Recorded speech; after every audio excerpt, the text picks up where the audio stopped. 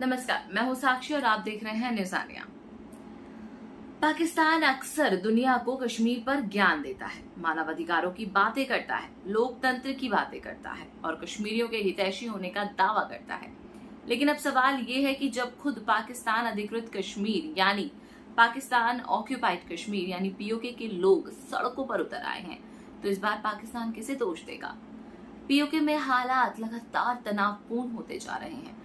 हजारों लोग सड़कों पर हैं, प्रदर्शन हो रहे हैं, झड़पें हो रही हैं और सुरक्षा बलों की कार्रवाई पर गंभीर सवाल उठ रहे हैं। जिस इलाके को पाकिस्तान वर्षों से जन्नत बताने की कोशिश करता रहा, वहीं आज लोगों का गुस्सा खुलकर सामने आ रहा है।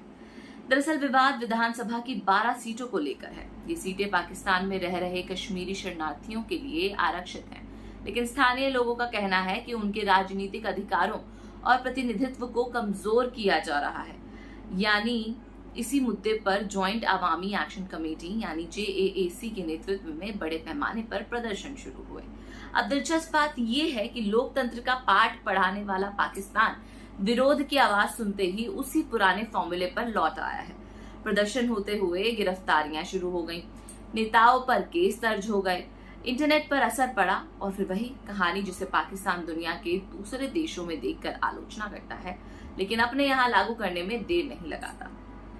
रावलाकोट, मुजफ्फराबाद और कई अन्य इलाकों में हालात इतने बिगड़े कि बाजार बंद हो गए, सड़कें खाली हो गईं और सामान्य जनजीवन प्रभावित हो गया। रिपोर्ट्स के मुताबिक सुरक्षा बलों ने प्रदर्शनकारियों के बीच हिंसक झड़पें शुरू हो गईं और फिर आया सबसे बड़ा कदम।